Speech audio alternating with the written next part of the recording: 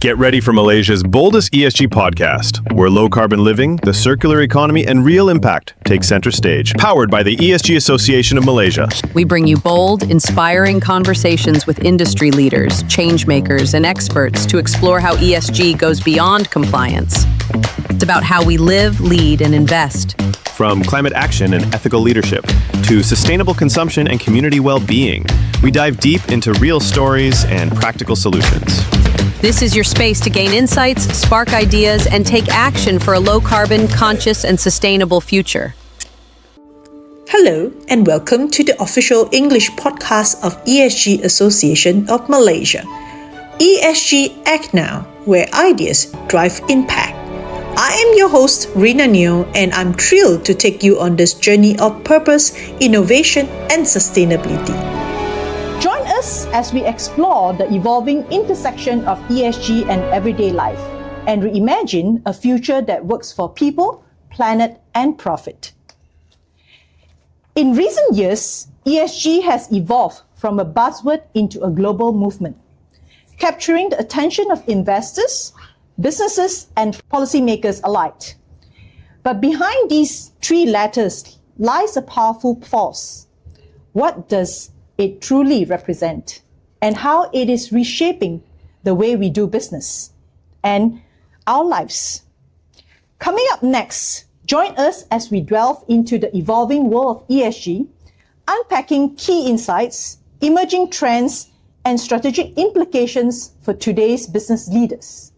It is time to move beyond the acronym and understand the real impact behind ESG. Today marks a special milestone for ESG ACT NOW as we launch our very first English episode. And to help us kickstart this journey, we are honored to welcome a truly distinguished guest. Joining us in the studio is none other than the President of ESG Association of Malaysia, Adjunct Practice Professor Cheah. Professor Cheah is a respected leader in the IT industry, with decades of experience at the intersection of technology and innovation. His forward-thinking approach continues to influence how ESG is understood and applied in a digital-first world.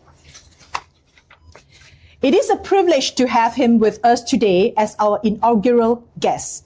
Professor Cheah, welcome to the show. Yes, welcome. Yes. So let's get right into it. ESG is a term we hear every day these days, but what does it really mean? For many of our listeners, this might be a starting point. So, Prof. Cheah, could you help us unpack the true meaning of ESG? Thanks, Rina. It's my honor to kickstart this ESG Act Now. So, first episode. Simply put, ESG stands for environmental, social, and governance. These are the initial letters for these three English words. It is like ruler to measure a company's performance in sustainable development. Prof. Cheah, could you give us some example of what you mean? Yes, definitely. Environmental, so-called E aspect, has a clothing company adopted environmentally friendly material and production processes. Thus, their factory discharge wastewater. Social as aspect. Does a technology company protect the rights and interests of its employee? Today, actively participate in community, public welfare activities. G, governance. Does the board of directors of a listed company operate independently? Are their financial statements transparent and public? ESG is not just an empty talk and not also a buzzword. More and more investors are incorporating ESG factors into their investment decision because they believe that companies with excellent ESG performance are more likely to achieve long-term success in the future. Thank you, Prof. That gives us a much better, clearer picture. ESG, as you said, is far more than just three-letter words or a buzzword. In a modern business philosophy and a critical development trend that deserves our full attention and understanding. Now let's go a step further. ESG has become increasingly important to investors around the world. Why is ESG such a key factor in investment decisions today? What exactly is the relationship between ESG and investment?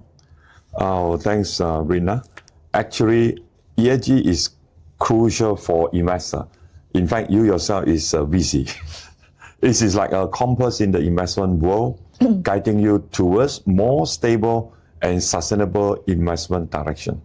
First, ESG can help investors better manage risk. Traditionally, investment analysis mainly focuses on financial data, like only looking at blood pressure and heart rate during a physical examination. While ignoring potential health risks, ESG helps us understand a company more comprehensively, including environmental, social, and governance risks. For example, a power company that relies heavily on coal energy might face a huge impact from tightening carbon emission policy, and a clothing factory that neglects employee rights may face consumer boycotts and decline in brand value. Secondly, ESG can help investors obtain long-term returns, just like choosing a partner. We should not only look at appearance, but also at inner qualities. Companies with excellent ESG performance are like partners with good qualities, more worthy of long-term trust and investment. Just give another example. An automobile company that actively researches and develops clean energy is more likely to gain an advantage in future market competition. And a technology company that focuses on employee training and development is more likely to attract and retain outstanding talent, maintaining continuous innovation capabilities. Finally, ESG is also related to investor social responsibility and reputation. In today's society, investors not only pursue economic benefits but also bear social responsibility. Investing in companies with excellent ESG performance can not only obtain financial return but also contribute to social sustainable development and enhance the social value of investment.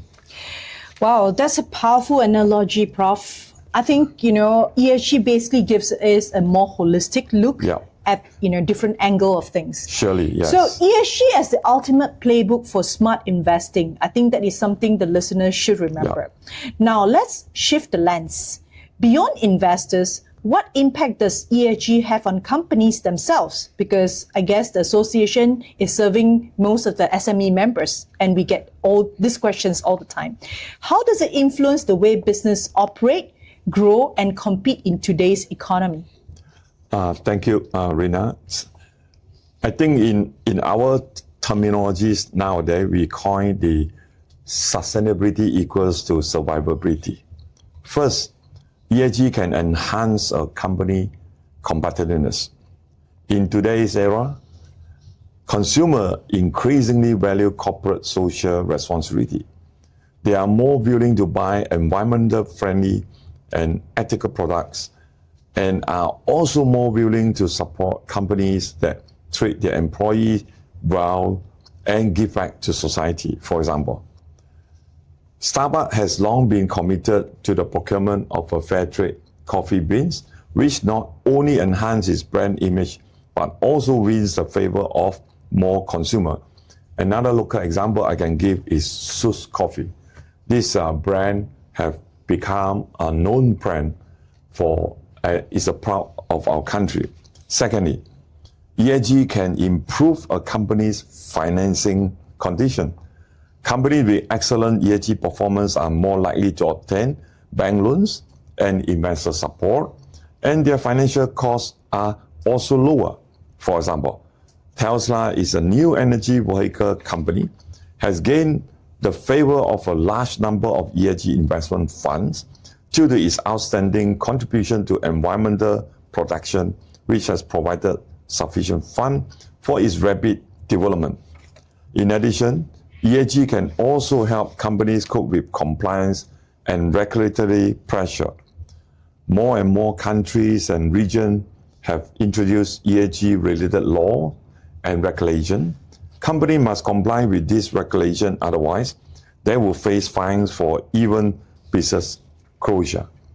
For example, the EU carbon emission trading system requires companies to pay for their carbon emission, which prompts companies to actively reduce carbon emission and develop green and low carbon technology. Absolutely. I think it's no longer a honeymoon period for some of the companies here that we came across. So ESG is really no longer just a corporate responsibility, but it should be viewed as a strategic opportunity. For companies, integrating ESG isn't just about ticking the box. It's not just being, compliant or passing the test. It should be about unlocking the long-term value. So by embedding ESG into core strategies and operations, businesses can strengthen competitiveness, reduce exposure to regulatory and reputational risks, and also to uncover new avenues for growth and innovation. The world of ESG is deep, dynamic, and ever evolving. As we speak today, the frameworks and the standards are evolving, and we are just only scratching the surface.